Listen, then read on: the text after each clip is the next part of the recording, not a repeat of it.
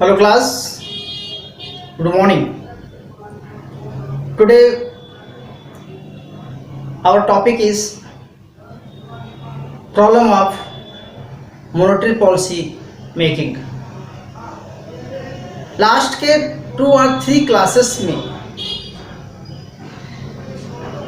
मैंने आपको monetary policy के ऑब्जेक्टिव, टारगेट्स, इंटरमीडिएट टारगेट्स ये सब मैंने कराया। यहाँ पर आपसे ये डिस्कस करना है कि जो मॉनेटरी पॉलिसी है क्या वो प्रॉपर वर्क करती है या कुछ में कुछ प्रॉब्लम आती है। जैसे कि हमने इंटरमीडिएट टारगेट को फिक्स कर लिया, फिर हम फाइनल टारगेट्स को फिक्स कर लेते हैं और उसके अकॉर्डिंग हम ऑपरेटिंग प्रोसीजर स्टार्ट करते हैं, तो हमें देखते हैं कि हमें वो टारगेट्स अचीवमेंट होता है या नहीं होता है। यहाँ पर आपको डिस्कस करना है कि एक मॉनेटरी पॉलिसी को प्रॉपर ढंग से, प्रॉपर तरीके से ऑपरेटिंग प्रोसीजर होने में क्या प्रॉब्लम आती है, कौन कौन से ऐसे बैरियर्स हैं जो इस पॉलिसी को इफेक्टिव इम्प्लीकेशन नहीं हो पाता। तो यहाँ पर हम डिस्कस करेंगे कि what are the main problem of monetary policy in implication या रिकॉग्नाइजेशन ऑफ टारगेट या इंस्ट्रूमेंट्स, कि कौन से इंस्ट्रूमेंट को अडॉप्ट करना है या कौन से इंस्ट्रूमेंट नहीं लेना, ये प्रॉब्लम है। या कौन से टारगेट को अचीवमेंट करना है, कौन से टारगेट को स्किप करना है कुछ समय के लिए। तो यानी कि हम यहाँ पर ये सब चीज़ें डिस्कस करेंगे, लेकिन 1 बाय 1 मैं थोड़ा सा आपको बता देना चाहता हूँ, पॉइंट नोट करा देना चाहता हूँ ताकि आपका चैप्टर के अकॉर्डिंग क्लैरिटी आ जाए। देखिए, हमने लिखा हुआ problem of monetary policy making, और इस problem of monetary policy making को हमने इस प्रॉब्लम को 4-5 पार्ट्स में डिवाइड किया है। First part is legs. Legs क्या होता है? ये होता है कि जब हम पॉलिसी इम्प्लीकेशन करना चाहते हैं और जब हम पॉलिसी बनाते हैं और जब हम पॉलिसी को प्रोसीड करते हैं, तो इसमें क्या होती है, एक प्रॉब्लम आती है, क्योंकि पॉलिसी रिकॉग्नाइज करने में टाइम लगता है। जब रिकॉग्नाइज करते हैं तो वो सिचुएशन ख़त्म हुई होती है। जैसे हमें लगता है कि मार्केट में रिसेशन है या इन्फ्लेशन है, तो उस सिचुएशन को समझने में टाइम लगता है। जो मॉनेटरी अथॉरिटी है उसको डेटा कलेक्ट करना पड़ता है। जब तक वो डेटा कलेक्ट करता होता है वो सिचुएशंस निकल गई होती है, मतलब टाइम पीरियड्स बीत गया होता है। तो यानी कि हम लैग्स का मतलब होता है पीछे चलते हैं, पाश्चात्यता जिसे हिंदी में बोलते हैं, कि मतलब हम जिस सिस्टम में है वो पीछे का सिस्टम है। जैसे हमारे पास CPI का डेटा आएगा, कंज्यूमर प्राइस इंडेक्स, आपको मैक्रो में पढ़ाया था। तो जब हम CPI बनाते हैं तो क्या करते हैं, commodity and goods and prices लेते हैं, फिर उसको हम टेबुलेशन करके डेटा निकालते हैं। तो पिछले 1 साल का डेटा निकालते हैं, तो CPI का डेटा लास्ट ईयर का होता है। वो डेटा ही हमें दिखाएगा कि GDP डिफ्लेटर है या नहीं है। अगर GDP डिफ्लेटर है तो कितना % महंगाई इंक्रीज हुई है।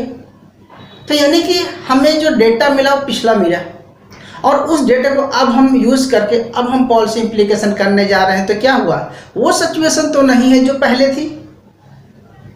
तो इसका मतलब होता है कि हम पीछे चलते होते हैं लैग्स को।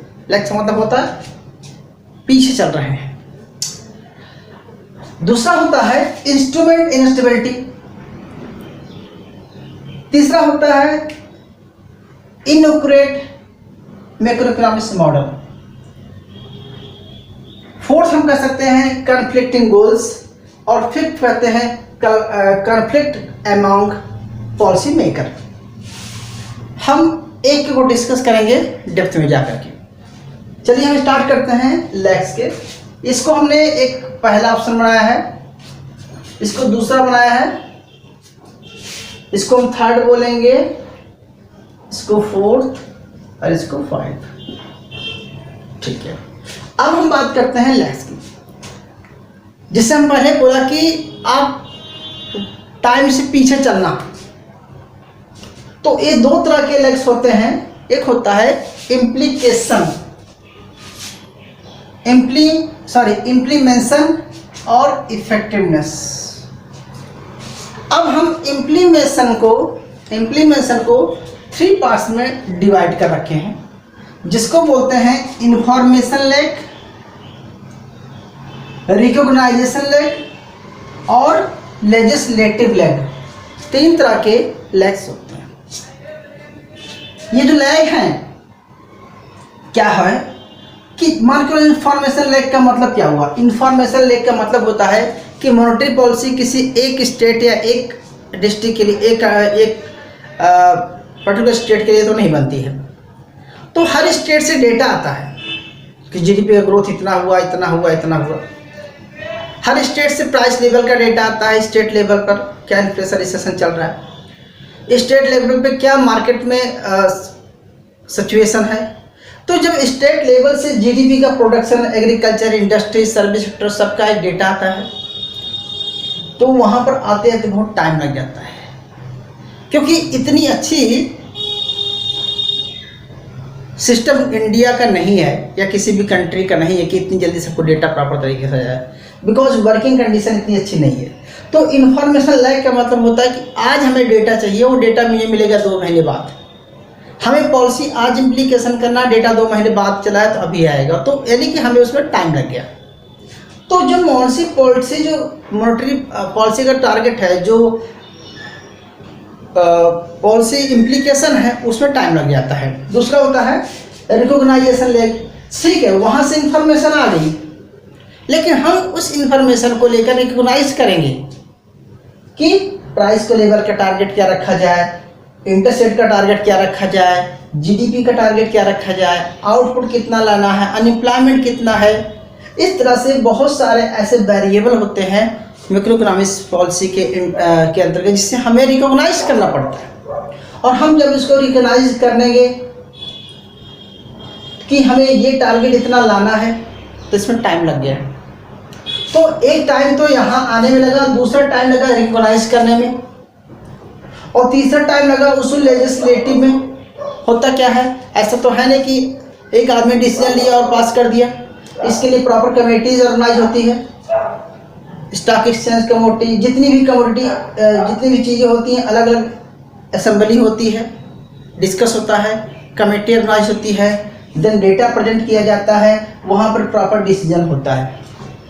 एक कमेटी बोर्ड्स होता है, तो वहाँ पर डिसीजन लेने में टाइम लग जाता है। तो 3 तरह के लैग्स तो यहीं पर आ गए। अच्छा, फिर बात करते हैं। अब बात चलो, मान चलो हमने लेजिस्लेटिव में पास भी कर लिया कि हमें इतना % जीडीपी इंक्रीज करना है, इतने % मनी सप्लाई इंक्रीज करना है, इतने % प्राइस का टारगेट रखना है। ठीक है, ये डिस्कस होके आ गया। अब हम क्या करते हैं, इफेक्टिवनेस लैग, यानी कि पॉलिसी एक्शंस। अब पॉलिसी एक्शन होता क्या है कि जब हम हर स्टेट और हर स्टेट को आरबीआई इंस्ट्रक्शन देती है, कमर्शियल बैंकों को, नॉन कमर्शियल बैंक को, जितने एनजीओ हैं सबको क्या करती हो, पॉलिसी इम्प्लीकेशन का मैसेज देती है। आरबीआई सर्कुलेट करती है कि सभी बैंकों के पास कि सीआरआर इतना रखना है, एसएलआर इतना रखना है, ऊपर मार्केट ऑपरेशन में इस तरह से काम करना है। तो जो पॉलिसी एक्शन की बात करता है, वो पॉलिसी एक्शंस उस टाइम पे नहीं होता, पॉलिसी एक्शन में टाइम लगता है। तो यानी कि जब तक पॉलिसी एक्शन में आती है, तब तक क्या होता है, इकोनॉमी कुछ और सिचुएशन ले रही होती है। मतलब आप ऐसा समझो, थोड़ी देर बात हुआ तो कुछ लोग कहते हैं कि डिमोनेटाइजेशन से पहले कुछ लोगों को पता था, तो उन्होंने अपनी मनी को क्या कर लिया, पहले कन्वर्ट कर लिया। अब कितना सही है मुझे नहीं पता। कहने का मतलब यहाँ पर है कि कुछ ना कुछ लीकेज तो होती है। तीसरा, एक रेशनल, सुना होगा वर्ड, तो जो भी एंटरप्रेन्योर है, जो भी बैंकर्स हैं, जो भी शेयर मार्केट में शेयर्स लगाते हैं, उनको यह आइडिया होता है कि इंटरेस्ट रेट फॉल होने वाला है या इंटरेस्ट रेट इंक्रीज होने वाला है या CRR या SLR बढ़ने वाला या घटने वाला है। वो जब तक वो पॉलिसी घटती है बढ़ती है, जब तक वो मार्केट में, जब तक वो RBI रिटर्न में देती है, तब तक वो मार्केट में चेंज हुआ हो सकता है। क्योंकि जो लोगों का बिहेव है ना, वो पहले चेंज हो जाता है और पॉलिसी एक्शंस बाद में होता है। जैसे मैं बोलता हूँ, आपसे बोला गया कि चलो 1 महीने बाद आपको लगा कि ओनियंस के रेट बढ़ जाएंगे, 1 महीने बाद लगा कि मार्केट में सप्लाई कम है, रेट बढ़ जाएगा। तो जो रेट 1 महीने बाद बढ़ना चाहिए वो आज ही बढ़ जाएगा। क्यों? क्योंकि आप सोचोगे कि यार प्याज मिलेगी या नहीं मिलेगी, चलो आज ही खरीद के रख लेते हैं। तो जो एक्शंस 1 महीने बाद होना था वो आज हुआ और आज से ही महंगाई बढ़ गई।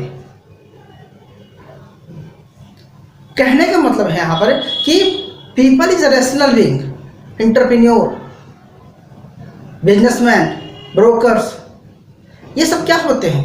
ये सब मॉनेटरी पॉलिसी आने से पहले उस पॉलिसी को एज्यूम करके उस पर वर्क करना शुरू कर देते हैं। तो क्या होता है कि जब पॉलिसी एक्शन में आती है उससे पहले वो घटना घटित होती है और मार्केट की सिचुएशन कुछ और ही होती है।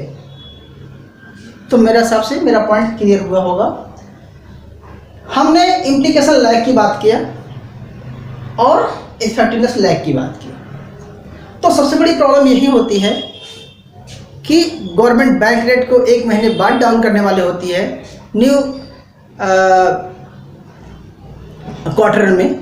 हर एक क्वार्टर होता है 3-3 महीने का, लेकिन वो सिचुएशंस बदल जाती है जब वो अडॉप्ट करता है। तो ये मेरा क्लियर हुआ होगा। तीसरा होता है इंस्ट्रूमेंट इंस्टेबिलिटी। इंस्ट्रूमेंट का मतलब आपको बता चुके हैं, इसमें क्वालिटेटिव एंड क्वांटिटेटिव इंस्ट्रूमेंट है और ये इंस्ट्रूमेंट्स इफेक्टिव हैं या नहीं है, ये इस बात पर डिपेंड करता है कि उस मार्केट में स्टेबिलिटी कितनी है।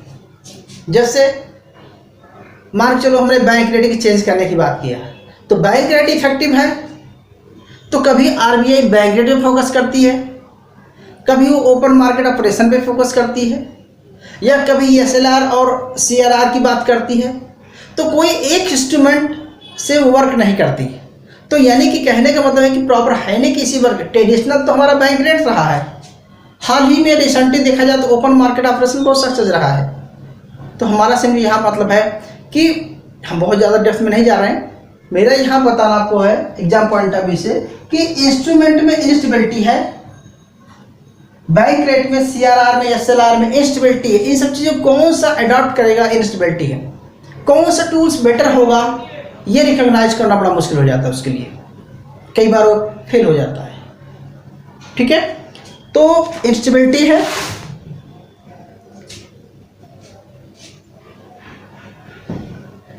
जैसे हालांकि मैं बहुत डेप्थ में जाऊंगा, आपको मैंने इंस्ट्रूमेंट के इंटरमीडिएट टारगेट पढ़ा रखा हूं। तो इंटरमीडिएट टारगेट के साथ इंस्ट्रूमेंट को आपको इंस्टेबिलिटी को रखना है कि अगर मार्केट में मनी सप्लाई को कांस्टेंट रखना है तो इंटरेस्ट रेट को अप डाउन होने देना है।